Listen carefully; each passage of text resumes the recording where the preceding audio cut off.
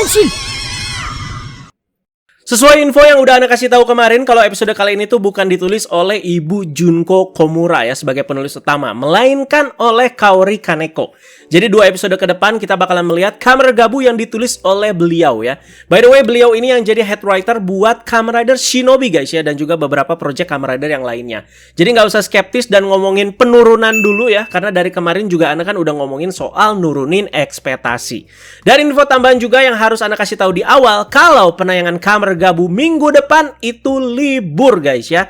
Jadi kita baru bisa nonton episode ke-10 itu di tanggal 10 November 2024. Bukan tanggal 3 ya. Sekali lagi libur. Episode 10 tanggal 10. Ini dia guys. Jadi langsung aja kita bahas Kamen Rider Gabu episode ke-9. Akhir bulan Oktober emang suka terkenal dengan perayaan Halloween ya. Tokonya Amane yaitu HP Pare juga jadi mengusung tema ini dengan ngedekor tokonya dengan tema Halloween tipis-tipis. Dan juga terlihat Amane dan Soma ya jadi berkostum Halloween seperti itu, ngebagiin permen ke anak-anak yang ngelakuin trick or treat. By the way, Amane gelis banget di sini. Semoga soal Halloween ini juga nggak cuma diperlihatkan di momen seperti ini juga, tapi ke ceritanya yang jadi lebih bernuansa horor. Kita bahas secara overall nanti aja di akhir bahasan ya.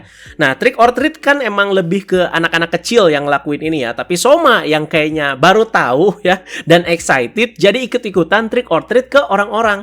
Apalagi ini menyangkut ama yang dia suka, yaitu permen atau manisan. Sisi manisnya ya, walau udah banyak dapat permen, Soma itu nggak embat semuanya buat dia, tapi di situ dia tetap sempat ngasih ke satu bocil cewek walaupun ditolak dengan alasan nggak suka permen. Ini detail-detail kecil yang menarik dan ngasih sisi baik hati tapi nggak berlebihan dari Soma ya. Seperti dari kemarin, Soma pas kerja di rumahnya si Bu Masako, dia itu berusaha dan berlatih dengan beberapa pekerjaannya biar nggak bikin kekacauan lagi. Terus juga ada tuh yang latihan mecahin telur dengan hati-hati. Terus sekarang ngasih permen, walau dia itu kesukaannya permen ya, nggak diembat semua lah, tetap mau ngasih gitu ke orang lain. Nah, si bocil cewek inilah yang jadi salah satu center ceritanya di episode kali ini. Dan terjalin juga relasi dengan si Bang Yanto. Bang Yanto yang udah jadi Kamen Rider Valen, beberapa penampakan dirinya juga udah mulai muncul ya di media sosial, udah mulai rame. Yang membuat Bang Yanto ya harus lebih berhati-hati dan menyembunyikan identitasnya lebih rapat.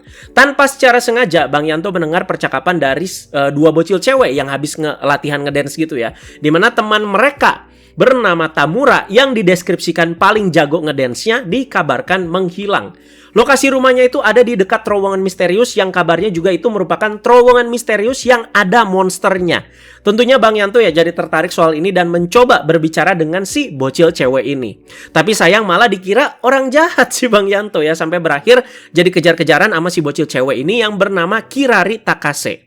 Makanya pas lagi kejar-kejaran juga Bang Yanto jadi ketemu Soma lagi. Sampai pada akhirnya mereka itu ya bisa ngobrol. Karena Bang Yanto ya bisa dibilang nyelamatin si Kirari yang hampir ketabrak gara-gara mau nyebrang pas lampu masih hijau guys. Akhirnya terceritakan dengan jelas terowongan misterius di mana diduga ada keberadaan monster bernama terowongan Minehara. Dan setelah beberapa obrolan juga si bocil cewek bernama Kirari dengan Bang Yanto ini yang memiliki banyak kesamaan nih. Jadi sebuah relasi yang menarik ya menurut Ana ya, dan juga ya ini fokusnya ke Bang Yanto juga. Apalagi si Kirari ini tuh bukan tipe bocil kematian kayak Amane di Kamen Rider Blade lah ya. Mirip banget soalnya tampilannya ya. Kalau kalian ya flashback lagi ya ke serialnya Blade, mirip banget tampilannya sama si Amane ya. Jadi dari kemarin nih bocil-bocil yang muncul di Gabu ini rata-rata bocil kehidupan semua nih. Investigasi dilanjutkan ke tempat latihan dance-nya si Kirari, temennya tadi, dan juga si Tamura yang menghilang ya. Masuk akal sih ini. Jadi kecurigaan pertama ya bisa dibidik dulu ke si guru dance-nya. Problem lainnya juga ada di Kirari yang melakukan kesalahan ketika sedang latihan sehingga harus diberitahu oleh guru dance-nya ini. Ngasih taunya emang ya baik-baik sih ya. Jadi bukan dibentak, bukan dimarahin. Tapi kan jadi ngerasa nggak enak gitu ke diri sendiri ya. Wah, gua salah mulu nih ya, berasa jadi beban juga buat yang lain.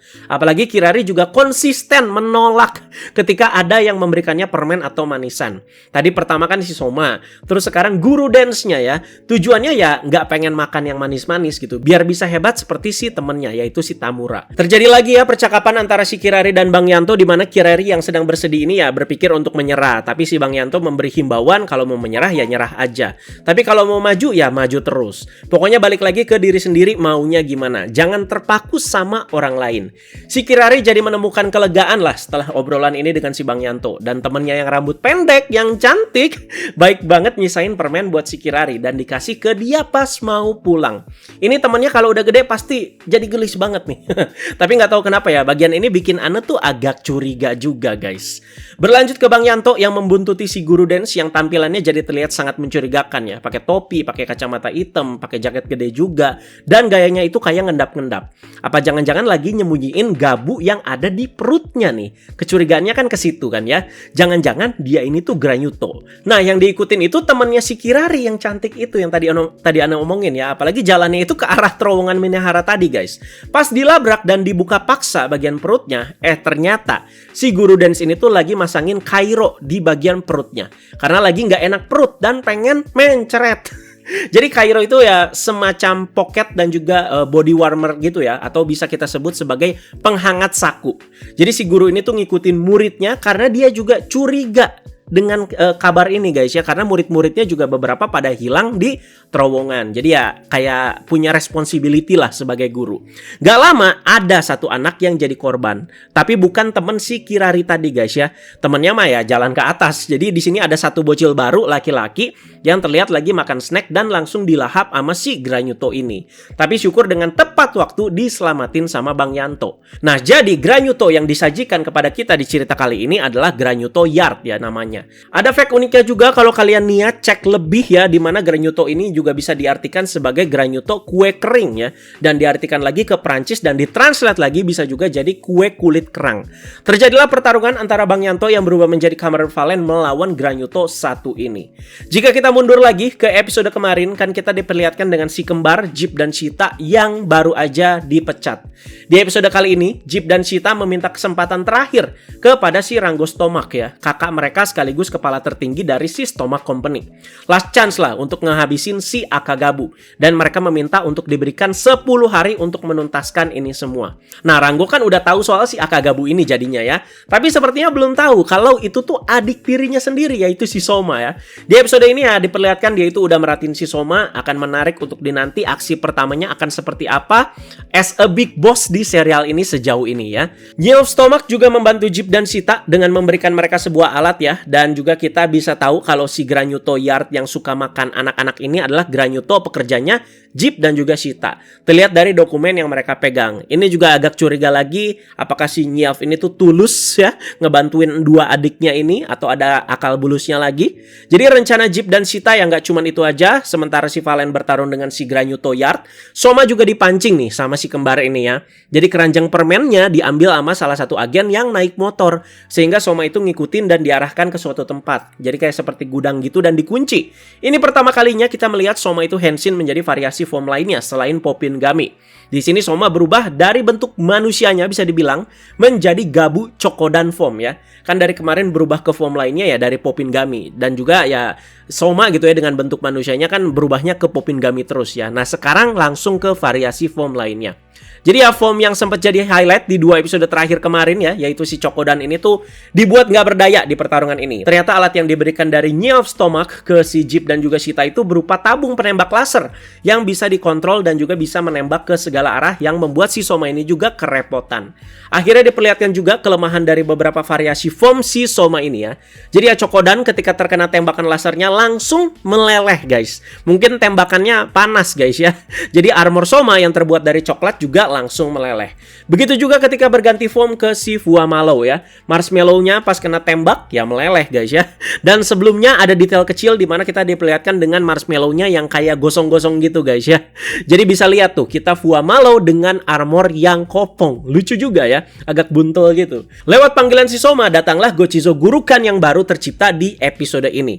Jadi terima kasih banyak kepada emak yang sebelumnya itu ngasih si Soma permen lollipop ini guys ya. Dan ketika Soma makan, gabunya itu langsung menghasilkan Gurukan Gochizo. Dan gak cuman itu aja, Soma kan juga terlihat makan permen yang warnanya kuning ya, dan menghasilkan Bakukian Gochizo juga guys ya. Ini ke Bakukian apa? Yang Ana duga sih dari kemarin permen karet guys ya. Tapi ketika si Soma makan kayak cuman permen kuning bulat biasa aja.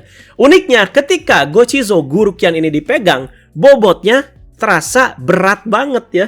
Sampai-sampai Somanya agak kerepotan dan keberatan gitu pas pegang Gochizo ini.